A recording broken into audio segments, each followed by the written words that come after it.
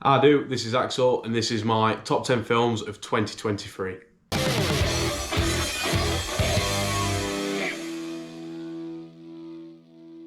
So what's going to happen in this video is I'm going to run down my top 10 movies of the year.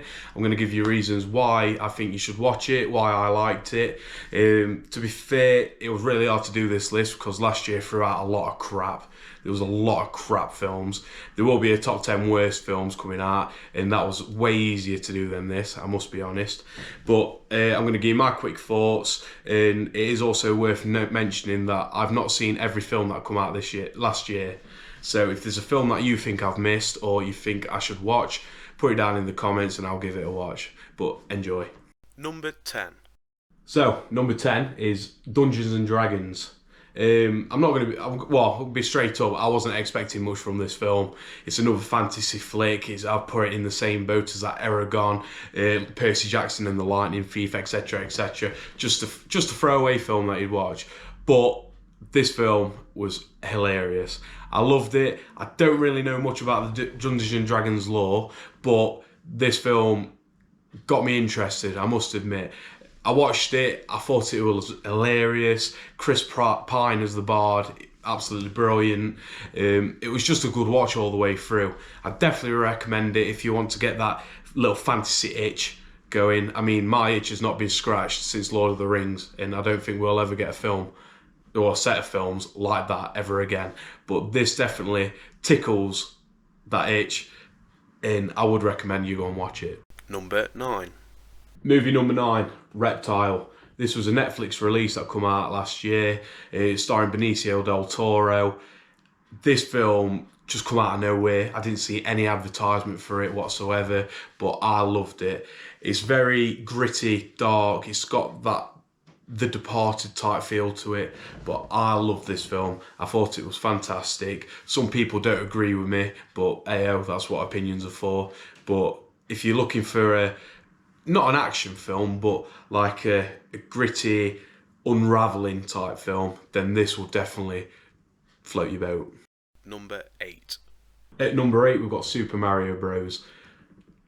I love Mario, I love Nintendo. If you know me, you know I love all that kind of stuff. So when this film got announced, I did get a little bit hyped for it. I think this film has unlocked doors for Nintendo and Illumination, to be fair, of just going straight through it. Or it wouldn't surprise me if you see Kirby films. I mean, apparently they're doing a Zelda film as well. That'll be fantastic. But Mario's just put that bar there and just jumped it. I think it's a fantastic film. I thought it was funny. We got that meme song out of it with Jack Black singing Peaches, so everyone loves that. But this film, they played it safe. They did play it safe, but I think safe's all you need for this kind of film because it was fantastic. I think it's fun for the whole family, and it's just really, really good. Definitely go and watch that. Number 7.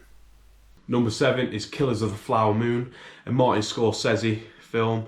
So you know you're in for a long ride. I really did enjoy this. It did feel a bit too long at times, but you kind of get used to that weird Scorsese flick. Casino, I watched that recently. That very long film. And there's a lot of times where nothing's really happening. But fantastic film nevertheless. Really good acting. Leonardo DiCaprio, you know it's going to be a good film if he's in it. Apart from Revenant, he should have won that Oscar, but I'm not going to go down that route. There we are. But they also released on the Apple streaming. I think that was a bad choice. I wish they'd gone for the full-on theatrical release. But if you've got 3.5 hours, or I think it's more 3 hours, but if you've got 3 hours spare, you want a really good solid story, then this film is definitely for you. Number 6. I do. This is Axel. Somehow I forgot to do number 6 when I'm recording this. Somehow, I don't know why. But number 6, my 6th best film of 2023 is John Wick 4. I love this film. Absolutely brilliant. Keanu Reeves at his best. A very good action flick. You know you're going to get the fantastic fighting. All of the films I love learning more and more about this underground world that's all happening. I love the Continental. I love everything about this world that John Wick is based in. It's really interesting, but this film, it puts a nice little bow on it. I know there's rumours about the film, another John Wick film coming out eventually. I really hope it's untrue because this ties it off, ties the whole John Wick saga off with a nice little knot, and it's a satisfying ending for me. But cash grabs are cash grabs, I guess. I really hope they don't, but this put a good finish to the John Wick films for me, and I enjoyed every minute of it. It's on Amazon, should go and watch it. Definitely worth the watch. But yeah, cheers. Number 5. So at number 5, I've got Godzilla Minus One. This film came out in December. I saw a trailer for it about 2 weeks before, but this film was absolutely fantastic. I was so happy to see it at the cinema. It's got that old school flair from the old Godzilla films. I'm biased to Godzilla. I love Godzilla, but the new ones with the Godzilla versus Kong, King of the Monsters, the first newest Godzilla were fantastic, but the other two, I thought they were absolutely terrible. But my soft spot for Godzilla, this just attacked it. Godzilla is an absolute beast in this, but this film also got right what a lot of Godzilla films don't, and that's the human element. I couldn't care less about the humans in other Godzilla films, like the I think it was 2005 one. I just don't care about the human characters. I really don't. But in this one, I'm watching them. I'm on edge, and I'm like, don't die, please don't die. Godzilla, don't kill them ones, please. But this film was fantastic for that. I cared about the humans. The atomic breath that Godzilla's got is something that I've never. It was amazing. It was amazing. It put Oppenheimer to shame. Let's put it that way.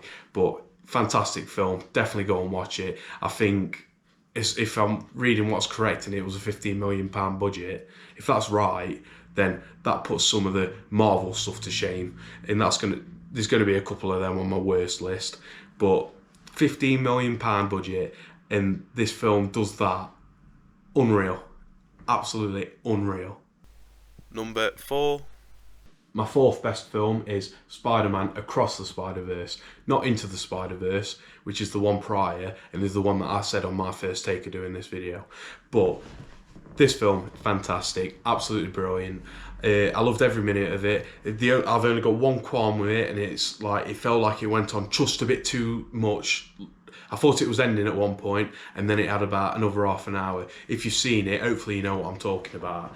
But absolutely brilliant story. I'm so glad they continued it from the last film, even though I don't think as many people went to watch the last film. I mean, people that I talked to, they've said that they've not bothered watching it, and I'm like, you need to watch it. It's definitely one of the best Spider-Man films of recent times. I mean, it did No Way Home a run for its money, but that No Way Home just plays on the nostalgia bait of the Tobey Maguires and the Andrew Garfields. Let's be honest, it does. But this Spider-Man Into the Spider-Verse, it's fresh, it feels new. It's just a fantastic film. I can't describe it more than that. But definitely go and watch it. And if you haven't, watch Into the Spider-Verse as well. Number 3. So my third favourite is Big George Foreman. What can I say about this film? I think it might be up there with one of my favourite boxing films. I mean, we've got all the Rockies. I love Rockies. The Creeds, they're okay. The last one was okay. It wasn't the best, but it was okay. But this film, I know it's a true story, but this film is absolutely fantastic. I loved the whole story. It's emotional. I felt for George, and it was just gripping. I sat there and watched it with my mum, and we both loved it. I'll definitely watch it again. I'll probably will end up buying it. But it's one of them films that I think will be timeless in terms of sporting movies. Like, people will always watch The Blind Side again. People will always watch Coach Carter. People love that film, they'll watch it. And George Foreman tops both of them in terms of sporting films. I put it up there in one of the best. It's definitely one of the best boxing films that I've ever seen. Definitely go and watch it. Number 2. In second place, I've got Oppenheimer. This film is one of the best films I think I've ever watched in IMAX. If I watched this at home for the first time, probably would think it's not worth. It's not what everybody makes out to be. But if you watch this film at the cinema, you'd know that it is made for cinema. You think Chris Nolan, you think back at all his other films in terms of Inception, Tenet, Interstellar. You just know you're in for a journey. And then when he says he's tackling Oppenheimer, you know that bomb blast is going to knock you off your feet. And I'm not going to lie, when I was in IMAX, it knocked me off my ass because I'm not stood up, am I? In cinema,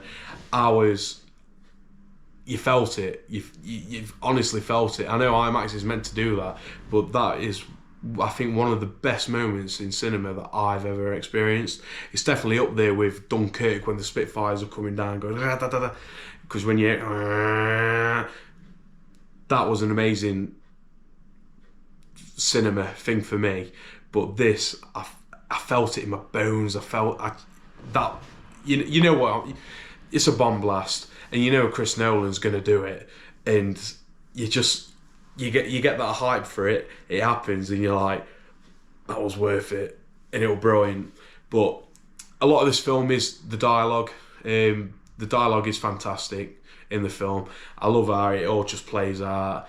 You are waiting for that one point in the film, and it is worth it for that one point in the film.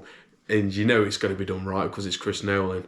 What an absolute staple of a director, and his name will be one that just resonates in film forever. And I just can't wait to see what he does next. Honourable mentions. So this next part's going to be honourable mentions. These films I thought were good, not worthy of the top 10 list, even though one of them I was debating to swap in with Dungeons & Dragons, number 10. But these are films that I think you should go and watch, because they are good, and I think the majority of people will enjoy them. But we've got A Man Called Otto, Tom Hanks, very good acting, very feel-good film. It does hit the emotional spots, but it's a nice film to watch. I've got Teenage Mutant Ninja Turtles, Mutant Mayhem. This got a bad rap from a lot of reviewers, but I thought this film was really good. I really enjoyed it. I wish I'd have seen it at the cinema. I watched it on Amazon for £1.99 to rent, but it was fantastic. I love the film. I don't understand where people's coming from saying it's dreadful and terrible. Another one is a Netflix release, Extraction 2. If you just want a hardcore action film, you just want to go in and it's just like, yeah. I mean, it does drop off about halfway through for me, but there's a whole fight involving a prison, and unreal. I don't think I've seen anything like that for a while, or since Extraction 1, but brilliant fight scenes, absolutely brilliant, and you feel it. It's like, oh yeah, like brutal. And my other one is a late release, which was probably going to be my number 10, but I decided for Dungeons and Dragons. But Anyone But You, brilliant film. I thought it was. So I got dragged to this one. It's a chick flick. I'm not really into chick flicks, but I went to watch it and I was laughing all the way through. It was fantastic. It reminds me of all those noughties films, like Forgetting Sarah Marshall, There's Something About Mary. There's one where it's Russell Brand in a Paradise Islandy type thing. I think it's like the Vacation or something like that.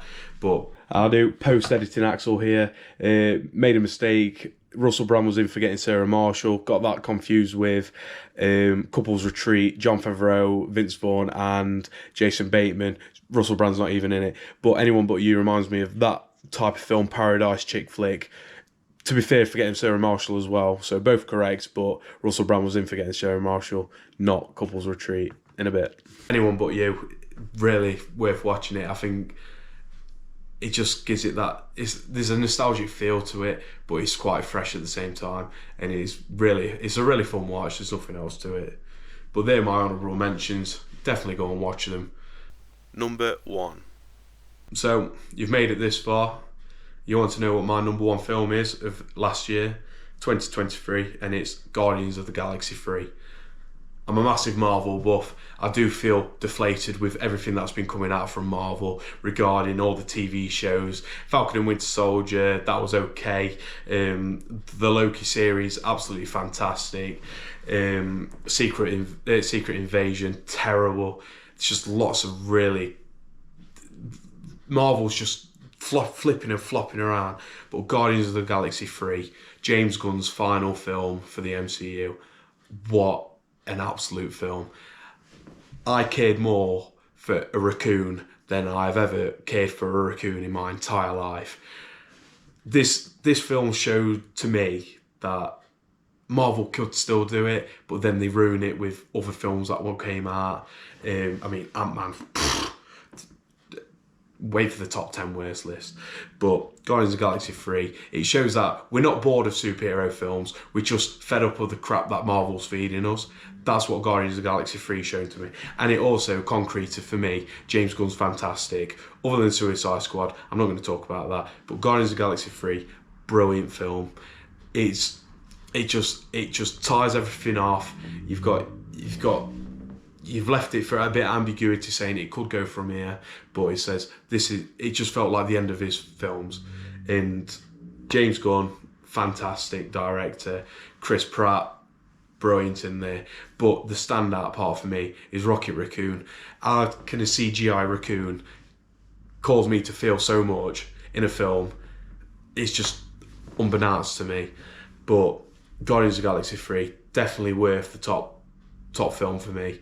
I love me Marvel. This concretes that I love Marvel, but just Marvel don't know what they're doing. They're just everywhere. It's just they're pumping out stuff and they're just seeing what fits. But this felt like one of the only films that come out this year from Marvel that felt like a lot of care was put into it. I just loved it. It made me laugh. It didn't make me cry, but it definitely would have done if I cried. But it just made me feel everything. It made me feel happy. It was a really good film. I've watched it multiple times and I can't get bored of it. So Guardians of the Galaxy 3, #1 film. So this was my top 10 films of 2023. I really hope you enjoyed this video. I've enjoyed doing it. I will be doing a top 10 worst films of 2023. That was far easier to do. I'm also thinking I might do some film reviews, just quick fire ones, films that's coming out. I mean, I watched Poor Things 2 nights ago. Absolutely dreadful film. If you want to hear more about that, then put a comment down below. I'll start doing some film reviews, just testing the waters, seeing what we can do. But that was my top 10 films. I really hope you enjoyed it. Thank you for listening to me ramble on. And go and watch them films. I know some people might disagree with the Guardians of the Galaxy being the top film of 2023, but again, that's my personal opinion. Put your opinions down below. But thank you for watching. See you in a bit.